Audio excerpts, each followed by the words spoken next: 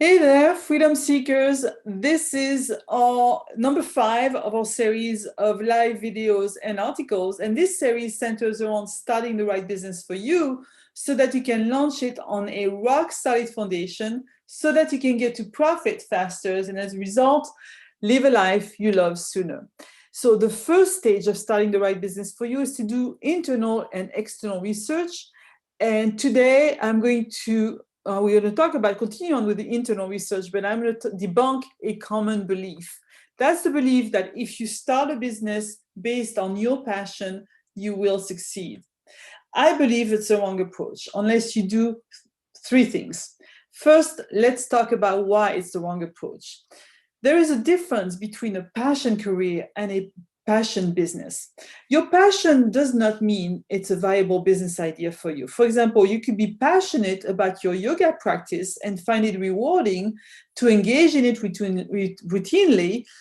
And you could even be happy having it as a career as a yoga teacher, but you could fail as the owner of a yoga studio for these reasons. For example, you might hate having to make your employees or independent contractors who are yoga teachers like you accountable for following the rules and systems set by you in your company and enforcing these systems.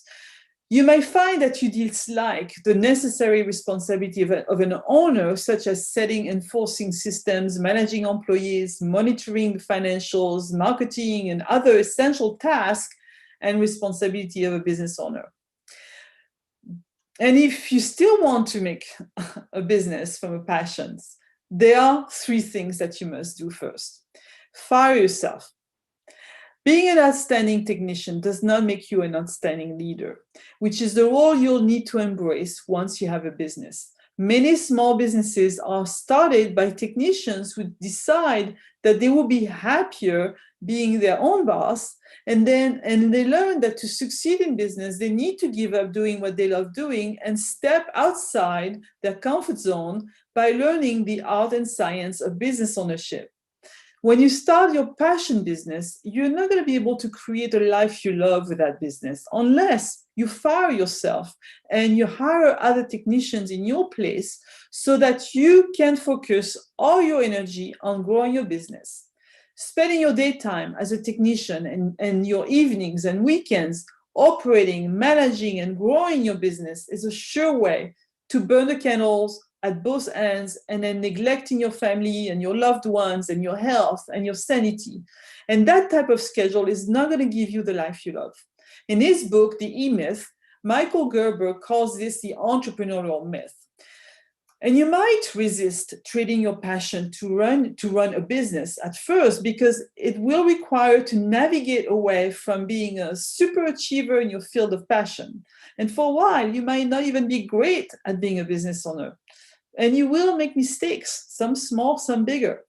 But with the right mindset, you can develop an interest in everything small business related and turn this into your new passion, which then can develop into your purpose. And I'll discuss with you in another video how having a business driven by a purpose is a much better way to build a life you love with it. Number 2, put some blinders and a harness on your passion if you have it as a business. Another trap of a passion-driven business is losing your objectivity to fads. Plato argues that when it comes to achieving as humans, passion requires mastery and discipline to control it. Following your passion as a business means often that you're going to be prone to wasting time and money on new trends and fads that might make sense to you as a hobbyist, but they can be a distraction and unnecessary expenses in a business. As a business owner, you'll need to be diligent in screening these shiny objects and create a process to vet them and validate how they fit your business model, your brand, your message, and then your vision. You'll need to ensure that they are in alignment with your particular audience and your ideal customers, what they need and they expect from you. Number 3, find a problem. There is one advantage of turning a passion into a business, and it's that you probably know a lot more than the average person about that particular passion, about that field. And as a result, you are able to identify problems that need to be solved in that area. In which case, it makes sense to research that problem that no one or very few are solving and use it as a driver of your business by creating a solution that your audience, who are other hobbyists or other people passionate about, will pay you for. In a Right Business, Right Life roadmap to faster profit, which is part of my coaching practice and online courses, we use a one-page business plan, which has 9 building blocks to validate and prove or disprove such problem-solving idea before we turn them into a business model. So here are our takeaways for today. If you want to start the right business for you so that you can have a life you love, I don't recommend starting one based on passion, but if you will, nonetheless, here's what you need to do and how to be diligent. You want to scale your passion business so that you can have more freedom and flexibility in your life, which means you eventually remove yourself from producing revenues as a direct contributor and focus on business operations and leadership.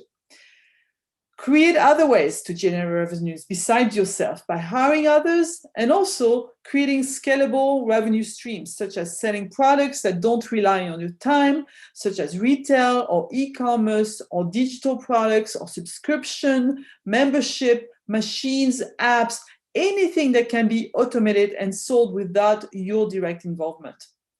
Decide to become passionate about the art and science of business ownership. I promise this can be a lot of fun and an awesome way to grow as a person. Be disciplined about vetting the addition of trendy products to your business because they could derail it from its mission and not add to, but divert from proven sources of revenues. And then use your deep knowledge of your passion to find a specific problem to solve for others who share this passion.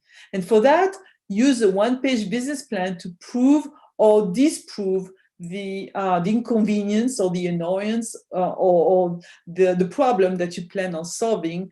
And make sure that it has a customer segment who is willing and able to pay for the solution that you want to offer to them.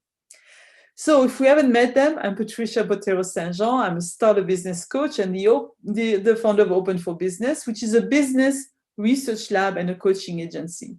I'm here to help you research, vet, plan, and launch the right business for you on a rock-solid foundation so that you can succeed faster. Let me know in the comments or send me a direct message if you like. What is stopping you from starting the right business for you so that you can have more freedom and flexibility? Until next time, cheers to living a life you love. Take care.